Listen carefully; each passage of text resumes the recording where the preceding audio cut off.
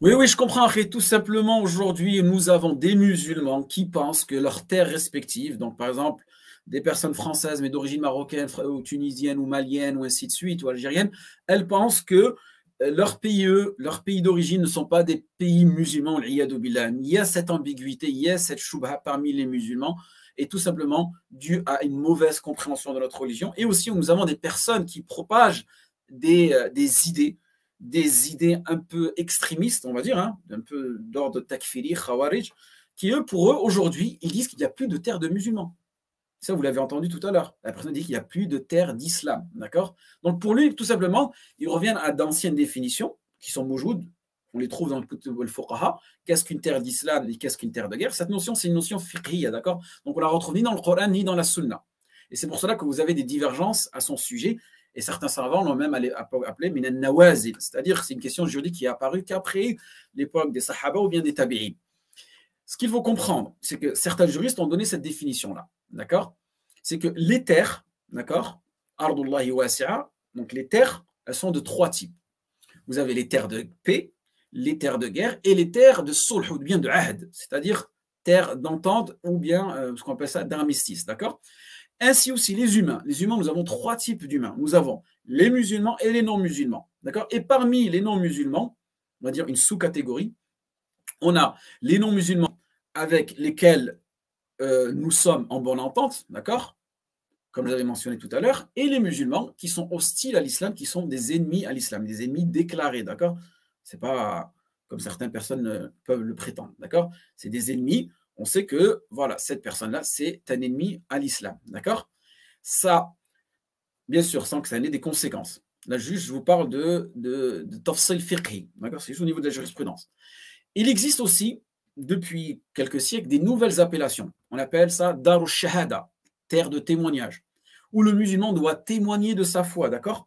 Bien que le pays il est laïque, par exemple, il vit dans un pays comme la France, certaines personnes vont dire comme une Darush Shahada, car le musulman il est la minorité, c'est une minorité dans ce pays-là, mais il, tout simplement, il montre sa religion, il témoigne de sa religion parmi les non-musulmans. Après, on a ce qu'on appelle aussi Dar ad-Da'wa. Dar al-Da'wa, c'est un territoire où vit une communauté musulmane minoritaire, d'accord, qui est soit récemment convertie ou bien qui a besoin de da'wa, d'accord. Par exemple, dans des pays autour de la Russie, l'ex-soviétisme, ainsi de suite, d'accord. Ou bien certaines populations ouïghours qui, malheureusement, dès maintenant, sont en train de, on est en train de les désislamiser, tout simplement. On les force à manger du porc et tout le monde se tait, hein. Tout le monde se tait, que ce soit pays musulman, non musulman. Et là, c'est vraiment un crime contre l'humanité qui est en train de se faire. Ben, là-bas, c'est un dar da'wa. Les gens ont besoin de qu'on leur apprenne la religion, parce que voilà, à travers le communisme, ils ont perdu toutes leurs valeurs. Ou bien, sinon, on a des populations, on va dire, d'origine musulmane, mais qui ont été sécularisées ou bien laïcisées, si on peut utiliser le terme. Donc aussi, ils auront besoin de da'wa. Ensuite, après, on a une autre définition qui est darul amen. C'est une terre de sécurité où, généralement, toutes les religions cohabitent. Et vous avez des pays comme cela, par exemple, je ne sais pas quel pays citer exactement, mais voilà, où le musulman, franchement, il vit sa foi pleinement sans avoir de problème. D'accord? Aujourd'hui, qu'est-ce qui se passe? C'est que la plupart des pays et des gouverneurs musulmans entraînent de bonnes relations, d'accord? Voire même aussi, on va dire, de très bonnes relations avec des pays non musulmans, d'accord? Donc ces pays qui soient là, qui soient des pays laïcs, que ce soit des pays athées, que ce soit peu importe le système politique qu'ils utilisent, mais aujourd'hui, on retrouve des pays musulmans parmi les Nations Unies, parmi l'ONU et dans d'autres organisations mondiales. Donc, il n'y a pas de souci à se faire. On n'est pas en guerre. Je ne pense pas qu'aujourd'hui, on a encore à réfléchir avec cette notion de Dar al-Harb et Dar al-Salam. D'accord? C'était spécifique à une période où vraiment l'empire musulman était clair d'un pays à l'autre. Et pareil, l'empire chrétien ou l'empire romain ou carolingien, peu importe les empires qui existaient à cette époque-là, c'était clair. Voilà, c'est même à cette époque-là, on ne disait pas que tu étais français ou marocain ou algérien ou européen ou français. Non, c'était toi, tu es un chrétien, soit tu étais un musulman. D'accord? Même les chrétiens prenaient des esclaves musulmanes, ils se mariaient avec elles, ils n'avaient pas de problème. Et dans le sens inverse, c'était aussi pareil. D'accord? Donc, il faut bien comprendre cette notion-là. Parce que certaines personnes prennent ces notions-là et veulent les adapter maintenant ou bien faire peur aux non-musulmans avec ces notions-là, d'accord? Qu'au fond d'eux, les musulmans s'agorgorent entre eux, ils se recherchent à faire dans le harb de salam. Non, le musulman, il suit le gouvernement avec lequel il est, D'accord? Ça, il faut le comprendre. En tant qu'individu, on n'a aucune autorité sur un autre individu. Seulement les responsables ont l'autorité sur les autres. La sulta alayna wa lana. Pardon, la sulta lana. Aujourd'hui, ensuite, ce qui se passe, c'est que il y a certains musulmans aujourd'hui, qu'est-ce qu'ils font? C'est ils rendent des pays musulmans mécréants, d'accord? Ou bien ils font du takfir sur les gouverneurs. Car pour eux, alors c'est juste pour eux, selon eux, hein, d'accord? Ces gouverneurs-là, ils ne sont pas de bons musulmans, d'accord? Et on se l'avoue, c'est vrai qu'aujourd'hui, il y a des gouverneurs, ils ont des manquements. C'est des humains comme vous et moi, d'accord? Mais aller jusqu'à jeter l'anathème sur eux, faire du takfir, les excommunier, je pense que ces personnes-là, elles exagèrent un peu et elles sont un peu dans le rouleau, d'accord? Peut-être qu'elles ressentent cette injustice-là, elles ne savent pas comment la manifester.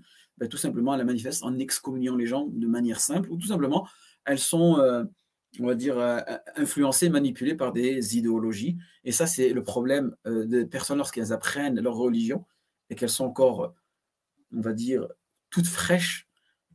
Eh bien, subhanallah, elles acceptent toute forme d'idéologie. Et c'est pour cela qu'il est important que le musulman revienne vers les savants. D'accord? Rasikhuna fil ilm. Maintenant, pour sortir de cet amalgame-là, tout simplement, il faut, comme je vous ai dit tout à l'heure, il faut avoir une définition. La conception. D'accord? Hukm ala shay, faran ala tasawwurihi. Avant de statuer un jugement, il faut en regarder les conséquences de sa conception. Donc, la définition, qu'est-ce qu'un pays musulman? Un pays musulman, c'est simple. Plusieurs définitions ont été données par les savants, et je vous dis, ces définitions-là, elles ont évolué à travers le temps, d'accord? Parce que à la base, c'est une mas'ala khilafiyya, il y a une divergence dessus. Et l'une des plus pragmatiques et la plus cohérente, celle qui a été donnée par Sheikh Ash-Shawkani, rahimahullah, et d'autres savants qui l'ont rejoint là-dessus, hein, c'est qu'un pays musulman, c'est un pays dont son gouverneur est musulman, d'accord? Et ou bien son peuple est à majorité musulmane, d'accord? Et dont les pratiques cultuelles sont apparentes. D'accord? Sha'air zahira. D'accord? Donc, quand par exemple le adhan, on entend le adhan, donc ce sera un pays musulman. On entend le adhan, il y a les 5 prières qui sont faites quotidiennement, il y a Salat al-Jumu'ah, il y a l'Eid. Voilà, tu sens, de toute façon, je veux dire, c'est quelque chose de inné. Voilà, quand tu arrives dans un pays, tu vois tout le monde le vêtement qu'ils portent, les femmes ce qu'elles portent, la manière de la société, elle bouge, tu sens systématiquement si c'est un pays musulman ou pas. D'accord? Et même si dans ces pays-là, d'accord, il y a de l'injustice, il y a une sorte de tyrannie, il y a une sorte de dictature qui est en place, ça reste quand même des pays musulmans. Car là, il faut bien comprendre, là c'est une question dogmatique, d'accord? On ne parle pas de comportement, là on parle de dogme, d'accord? C'est que le pays, sa aqida, elle est musulmane, d'accord? Et c'est ça qui en fera un pays musulman. Rappelez-vous tout à l'heure, les piliers de la foi, les piliers sur quoi l'islam est construit. Un tu'mina billah, d'accord? Bunya al-islamu ala khams, shahadatu an la ilaha illallah, d'accord? Car j'entends souvent des personnes qui sont déçues par certaines institutions, certains, on va dire, systèmes administratifs quand ils vont dans les pays musulmans, et tout simplement, ils comparent ce qui n'est pas comparable. Tu ne peux pas comparer la France avec son système juridique, son système politique, avec un autre pays, qui est, par exemple, je sais pas, tu ne compares pas une république à une monarchie, d'accord? Tu ne compares pas un pays un pays qui est séculaire, qui ne reconnaît aucune religion, un pays qui reconnaît une religion, d'accord? Un pays qui est développé, qui fait partie parmi les puissances mondiales, et un pays qui est parmi l'un des pays les plus pauvres du monde, par exemple. Donc voilà, c'est ça le gros problème qu'on a, c'est qu'on compare ce qui n'est pas comparable. D'accord? Donc, peut-être que dans ce pays musulman-là, tu verras de la corruption, les soins, la santé, l'éducation, c'est pas au top, d'accord? Mais c'est pas au top en réalité parce que tu compares à un pays qui est super développé. Mais pour eux, voilà, si par exemple tu compares à, vraiment pas stigmatiser certains pays, mais si tu compares certains pays d'Afrique du Nord à certains pays d'Afrique centrale, ben pour eux, les pays d'Afrique centrale, les pays d'Afrique du Nord, c'est voilà, pour eux, c'est comme l'Europe, admettons, d'accord?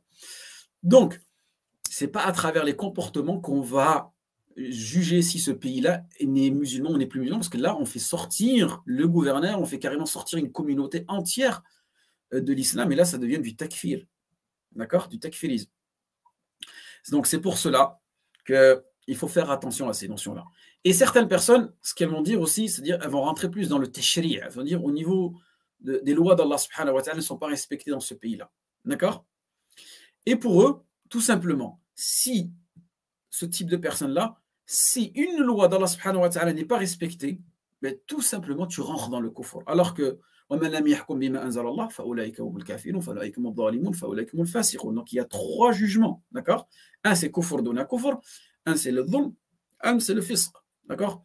Un il rentre dans le kufr, un c'est dans le kufr sans rentrer dans le kufr, l'autre c'est dans l'injustice et l'autre c'est dans la perversion, donc le fisq. Et là il faut bien comprendre ces salat masail, d'accord? Par exemple, une condition qui est sûre, quand est-ce qu'un dirigeant devient mécréant? Une seule condition. Si par exemple, ce dirigeant-là, il juge avec autre que les lois d'Allah subhanahu wa ta'ala, et il dit que les lois humaines sont meilleures que les lois d'Allah, et qu'il est satisfait de cela, et bien sûr, il est traîné devant un tribunal islamique, il est traîné devant un juge, et le juge, c'est lui qui pourra décider s'il l'excommunie ou pas, selon si intifa al-mawani', d'accord? Si toutes les conditions requises sont voilà, elles sont acceptées par le juge, d'accord, qui est, voilà, il n'est pas sous une influence, il n'est pas sous, voilà, on ne va pas rentrer dans les ahkam de l'Qudat, mais c'est ça qu'il faut comprendre. Et c'est donc ces gens qui lisent 2-3 fatwas sur Internet traduites en français, qui se précipitent et qui jettent l'anathème sur tout le monde, c'est vraiment un fléau, wal'iyadu billah. D'accord? Donc, malheureusement, comme je vous dis aussi, c'est des gens qui sont dans l'exagération, c'est une vision aussi qui est sectaire. Et il y en a même qui, on l'avait entendu dans le live, qui te disent qu'il n'y a plus de pays musulmans depuis Khulafa al-Rashidoun. Donc il n'y a plus de pays musulmans depuis 1200 ans. Vous vous rendez compte? Subhanallah. Donc, pour conclure, ce qu'il faut comprendre, c'est que le musulman qui vit dans une terre non musulmane, s'il n'arrive pas à pratiquer sa religion, d'accord, les 5 piliers de l'islam, il doit quitter ce pays-là, d'accord, s'il a la capacité, bien sûr. Et s'il a la capacité, ce musulman-là, de pratiquer sa religion, et que le fait qu'il pratique sa religion, et que même il a un impact sur ce pays-là, sur sa communauté, certains savants lui recommandent de rester dans ce pays-là, d'accord? Bien sûr, si il ne met pas en danger sa religiosité. Parfait. Donc, qu'est-ce que je voulais... Ouais, voilà, donc c'est ça qu'il faut comprendre par rapport